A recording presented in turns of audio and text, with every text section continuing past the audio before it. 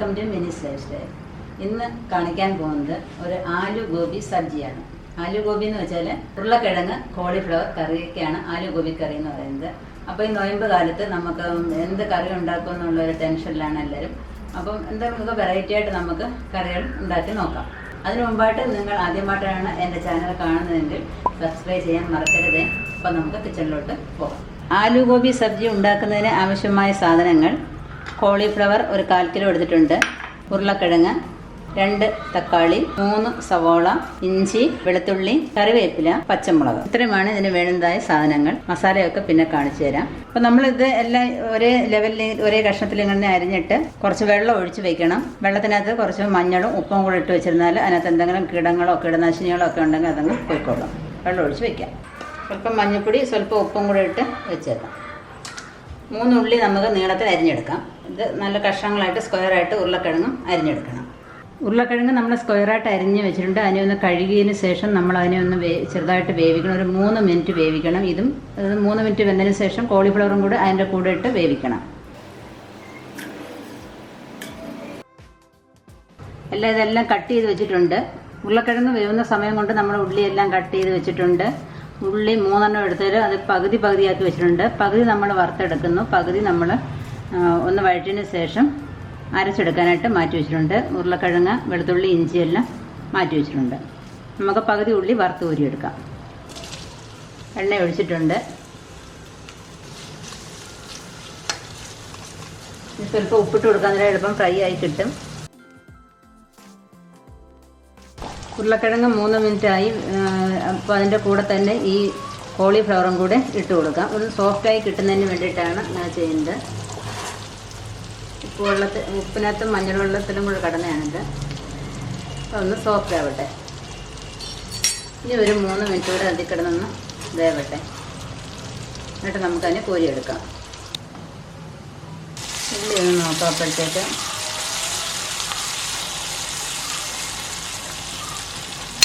നൊയമ്പ് സമയമൊക്കെ ആകുമ്പോൾ എല്ലാവർക്കും ടെൻഷനാണ്. എന്താണ് 50 ദിവസം കറി വെക്കുക എന്നുള്ളതിനെക്കുറിച്ചുള്ള വേവലാതിയാണ് വീട്ടമ്മമാർക്കെല്ലാം. അപ്പോൾ ഇത് എന്താണ് സോയയുടെ വീഡിയോ കാണിച്ചിരുന്നു. അത് കുറേ പേര് കാണുന്നുണ്ട്. ഇപ്പോഴും നല്ലൊരു കറിയായിരുന്നു. അതേ കൂട്ടിന് ടേസ്റ്റുള്ളൊരു കറിയാണിത്. ശരിക്കും നോർത്ത് ഇന്ത്യൻ ഡിഷാണിത്.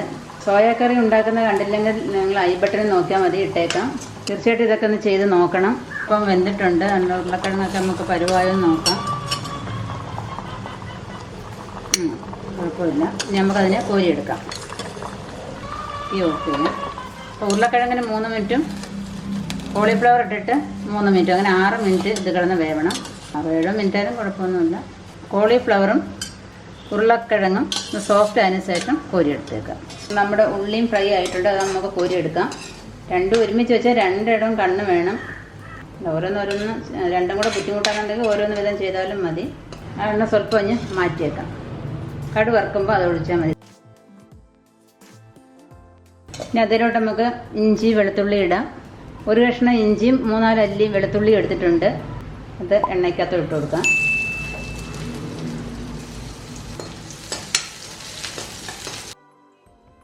അതൊന്ന് വാടുമ്പോൾ ഉള്ളി ഇട്ട് കൊടുക്കാം.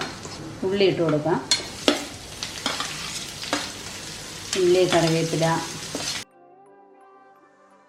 ഇതൊന്ന് വാടിയതിന് ശേഷം തക്കാളി ഇട്ട് കൊടുക്കണം. സത്യത്തിൽ ഇച്ചിരി എണ്ണയൊക്കെ ചേർത്താലേ കറികൾക്കൊക്കെ ഒരു രുചി കാണും. എണ്ണ ചേർത്താൽ കൊളസ്ട്രോളാന്നൊക്കെ പറഞ്ഞാലും എണ്ണ ഒഴിച്ചാലേ കറികൾക്കൊക്കെ ഒരു രുചി കാണത്തുള്ളൂ. രുചി വേണ്ടെന്നുണ്ടെങ്കിൽ എണ്ണയൊക്കെ കുറച്ച് വെക്കാം. ഇത് ചപ്പാത്തിയുടെ കൂടെയും ദോശയുടെ കൂടെയും ചോറിൻ്റെ കൂടെ എല്ലാത്തിനും നല്ല കറിയാണ്. തക്കാളിയും കൂടെ അതിലിട്ട് കൊടുക്കാം. എന്നിട്ട് ഒരുമിച്ച് അങ്ങ് വഴറ്റാം. പച്ചമുളക് ഇടണ്ട, പച്ചമുളക് മാറ്റി വെച്ചാൽ മതി.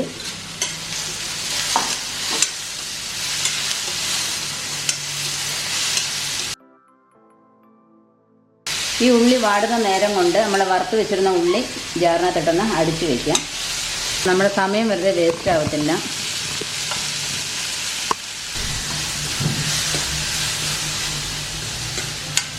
ഇതിൽ സ്വല്പം എണ്ണയും കൂടെ ചേർക്കാം. അതൊരു സ്വല്പം എണ്ണ കൊണ്ട് ചേർത്തിട്ട് അതിനകത്തുള്ള മസാല ഒന്ന് ചൂടാക്കാൻ വേണ്ടിയിട്ടാണ്. തീ കുറച്ച് വെച്ചിട്ട് 1 സ്പൂൺ മുളക് പൊടിയൊക്കെ അവനവൻ്റെ ടേസ്റ്റിനനുസരിച്ച് ഇടണേ. എരിവ് കൂടുതൽ വേണ്ടിയവരുണ്ട്, കുറച്ച് വേണ്ടിയവരുണ്ട്. 1 സ്പൂൺ മല്ലിപ്പൊടി, ഒരു 1/4 ടീസ്പൂൺ കൂടുതലുണ്ട് ഗരം മസാലപ്പൊടി, 1/4 ടീസ്പൂൺ മഞ്ഞൾപ്പൊടി, 1/4 ടീസ്പൂൺ കുരുമുളക് പൊടി.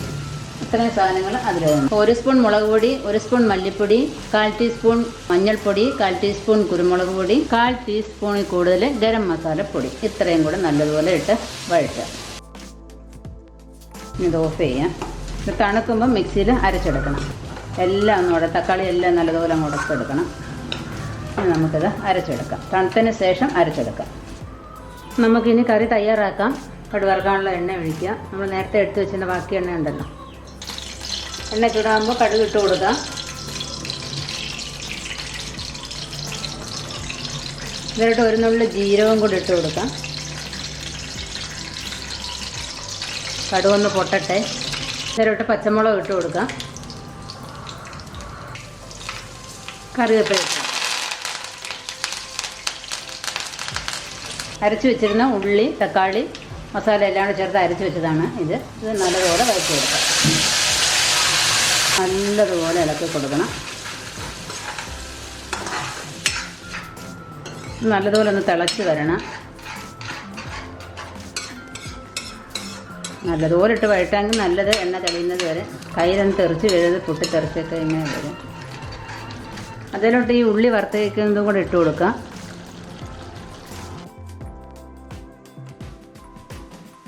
അതിലോട്ട് കോളിഫ്ലവറും ആലും കൂടെ ഇട്ട് കൊടുക്കാം.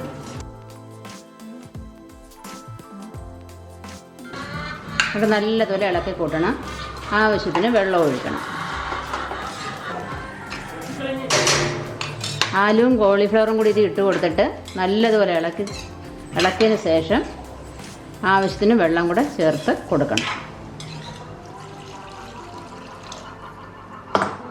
കോളിഫ്ലവറൊക്കെ നല്ലതുപോലെ വെന്താലേ ടേസ്റ്റുള്ളൂ. വെന്തില്ലെങ്കിൽ കറിക്ക് ടേസ്റ്റ് കാണത്തില്ല. സ്വല്പം കൂടെ വെള്ളം ഒഴിച്ചു കൊടുക്കാം. വെന്ത് പറ്റി വരുമ്പോൾ ഒരു കുറുകിയ പരുവത്തിൽ കിട്ടിയാലും നല്ലത്. സമയത്ത് ഉപ്പ് എരിവൊക്കെ നോക്കണം എങ്ങനെ ഉണ്ടെന്നുള്ളത്. ഒരു സ്വല്പം ഉപ്പ് ഇട്ട് കൊടുക്കാം. തീ കൂട്ടി ഇട്ട് കൊടുത്തിട്ട് തിളയ്ക്കുമ്പം സിമ്മിലിട്ട് എണ്ണയൊക്കെ മേളിൽ തെളിഞ്ഞ് വരുമ്പോഴത്തേക്ക് പരുവാവും. അപ്പം വാങ്ങിയെടുക്കാം. അടച്ച് വയ്ക്കാം. അപ്പം നമുക്കൊന്ന് നോക്കാം. നന്നായി തിളച്ച് വരുന്നുണ്ട്. ഒന്ന് ഇളക്കി വെച്ചിട്ട് സിമ്മിലിട്ട് കൊടുത്ത് ഒരു 10-15 മിനിറ്റോളം ഇരുന്ന് വേവട്ടെ. നമുക്കിനി കറി തുറന്ന് നോക്കാം. നല്ല അടിപൊളി കറിയായിട്ടുണ്ട്. അതിൻ്റെ എണ്ണയൊക്കെ തെളിഞ്ഞ് വന്നിട്ടുണ്ട്. നമ്മളിത് വാങ്ങുന്നതിന് മുമ്പായിട്ട് ഒരു 2 സ്പൂൺ തൈരും കൂടെ അതിനകത്ത് ഒഴിച്ച് കൊടുക്കണം. എന്നിട്ട് മല്ലിയില ഉണ്ടെങ്കിൽ മല്ലിയിലയുടെ ടേസ്റ്റ് ഇഷ്ടപ്പെടുന്നവർക്ക് ഇട്ടാൽ നല്ല അടിപൊളി ടേസ്റ്റാണ് അതിന്. എൻ്റെ തൽക്കാലം എൻ്റെ തീർന്നു പോയി. മറ്റേല 2 സ്പൂൺ തൈര് അതിലോട്ട് ഒഴിക്കാം. 1 മിനിറ്റ് കൂടെ കിടന്നിട്ട് വാങ്ങാം. ഈ കറിയൊക്കെ തീർച്ചയായിട്ടും ഒന്ന് ഉണ്ടാക്കി നോക്കണേ. ഇത് നല്ല ടേസ്റ്റാണിത്. ചപ്പാത്തിയോടൊക്കെ നല്ല സൂപ്പർ കറിയാണിത്. പിന്നെ ഇത് ഓഫ് ചെയ്യാം.